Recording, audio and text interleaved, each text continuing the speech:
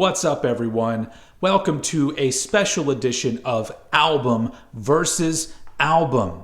So, a few weeks back, when Riley Gale, the vocalist for the band Power Trip, suddenly passed away, it was a pretty big shock. And it hit pretty hard, even for those of us who didn't even really know him. Because apparently there were a lot of people who were really into Power Trip, and on top of that, the people that had met Riley and knew Riley, they all came out to show their support and basically speak a little bit about how great he was as a human being as well as a frontman. And for those of us who are really big fanatics of music or any particular bands, when somebody from a band that you love passes away, you feel like you want to do something. I don't know. It just wants to come out of you. And I'm like, what the fuck can I do?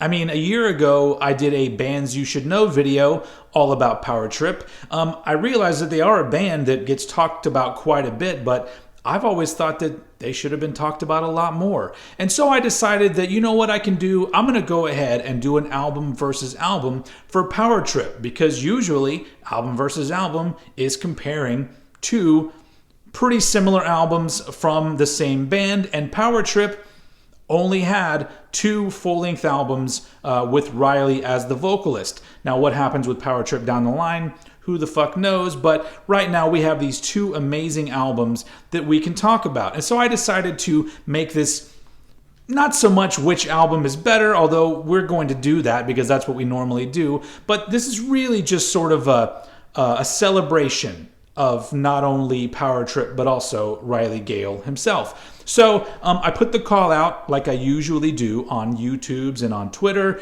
and on Instagram. Facebook isn't fucking working, so I'm sorry, guys. The poll shit isn't working out. But all the other places, I posted a poll for everyone to vote on which of the two albums was their favorite, and I also asked anyone that wanted to say a few words about the album they chose or Riley Gale. And so, here we are. Here we are with the results. But first, let's talk about both of the fabulous albums that Power Trip has given us. First up, we have Manifest Decimation, which came out in 2013.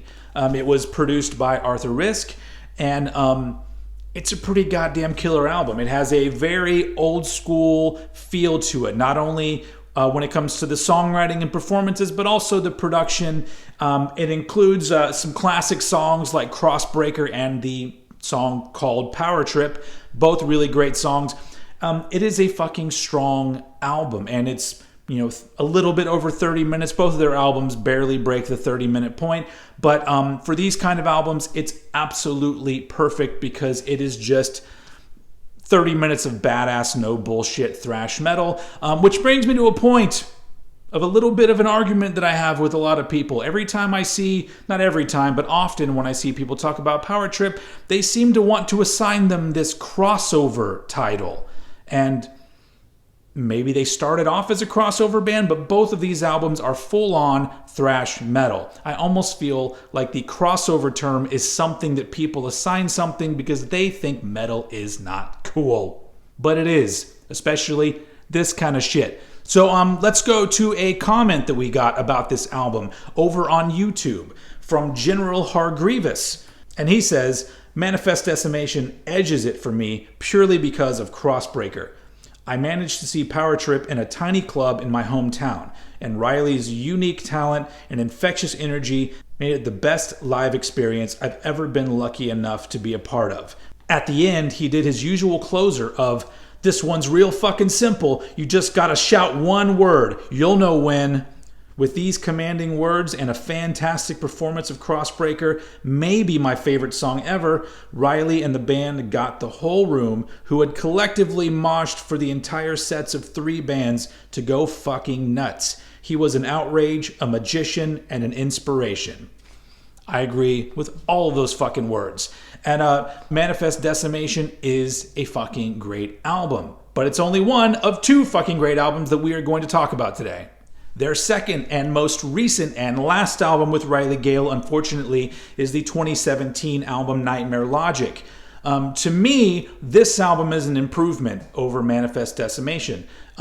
in every area. I think the production is a little bit tighter and punchier than the previous album, and the songwriting itself, to me, just takes a huge step up with songs like Executioner's Tax and Firing Squad and Waiting Around to Die. These are all songs, I mean, once again, this is a 30-minute killer album, all killer, no filler, as they say. This is pretty much the definition of that.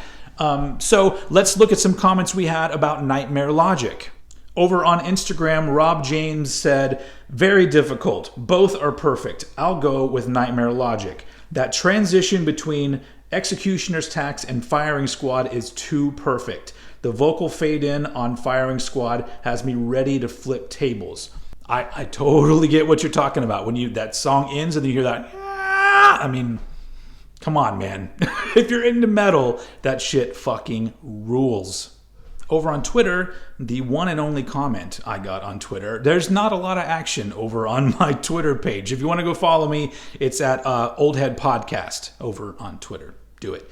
Anyway, this comment is from Crump, and they say, Executioner's Tax, best metal song I've heard since the 90s. That is a bold statement, sir, but I totally get it.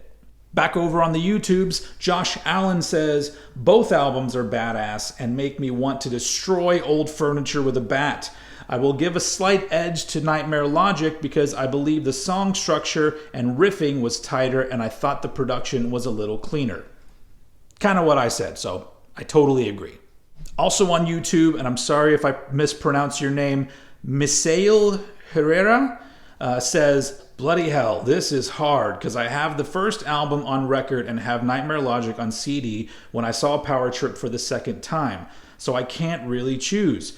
I got to shake Riley's hand while the band was setting up on the stage, and I said his album and band kick ass. He walked over, grabbed my hand, shook it, and said, thank you. Legends never die. We miss you, Riley. Cheers.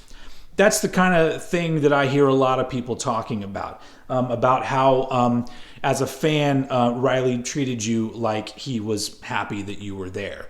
And honestly, just to put in my 2 cents, I never got to meet the guy, but I did follow him on Twitter, and his and my politics kind of line up almost exactly, because he seemed like a person who, like me, is on the left side of things, but understands both sides of what's going on, and the fact that you can't just shout your cause and expect everyone to go your way. You have to understand how everybody else thinks. And that's why I think he was a fucking cool dude, and that's why I like a lot of the lyrics in Power Trip songs. Let's move on. All right, the last comment over on YouTube is from Jens Bauman, and he says, 2 great albums, but after all, being my favorite thrash record of 2017, Nightmare Logic is just perfect, so I'll go with that one. Riley always seemed to be a laid-back and very nice person, always kind of reminded me of what I think about Chuck Schuldiner. So this is a tragic loss for the scene. I hope the rest of the band manages to compensate this loss and that they are able to go on. Guess that is what Riley would want them to do. Rest in peace. Brings up a good point. If the band decides to move on with another vocalist, are you down? My 2 cents on that is I hope that those guys continue to play. I almost feel like if you get a new vocalist, you should probably change the band name. But in the end, it's their band, and whatever they decide to do, I'm going to be on board with it. All right, so like I said, this episode is not necessarily about which album wins, but there was a clear fucking winner. So let's just get down to this shit. So over on Instagram, Nightmare Logic wins with 79% of the vote. That is 69 votes for Nightmare Logic and 19 votes for Manifest Decimation. Over on Twitter, Nightmare Logic wins with 88.9% of the vote. And like I said, not a lot of action there. 8 votes for Nightmare Logic and 1 vote for Manifest Decimation. And finally, over here on the YouTubes, Nightmare Logic wins with 91% of the vote, which is 96 votes for Nightmare Logic and 10 votes for Manifest Decimation. So I'm going to go ahead and add my vote for Nightmare Logic for all the reasons I previously stated. And so that brings our total to 174 votes for Nightmare Logic and only 30 votes for Manifest Decimation. this is kind of what I expected, but I want everyone out there to make sure you're not sleeping on Manifest Decimation, because it is a fucking fantastic album, just like Nightmare Logic. So there you go. The winner of this album versus album is Nightmare Logic. But I mean, when you're listening to Power Trip, we're all fucking winners. So thanks everyone for contributing, for voting, for commenting. And if you're not already a Power Trip fan, I highly suggest going out and listening to some of their shit. I will post down in the video description a link to my Bands You Should Know episode on Power Trip. So just head on over if you're not already a Power Trip fan, which a lot of people seem to be. Anyway, so thank you very much for joining me. Rest in peace, Riley Gale. Hail Power Trip. Hope you guys are all doing well, and we'll see what happens next. So thank you for watching, and I will see you all again very soon.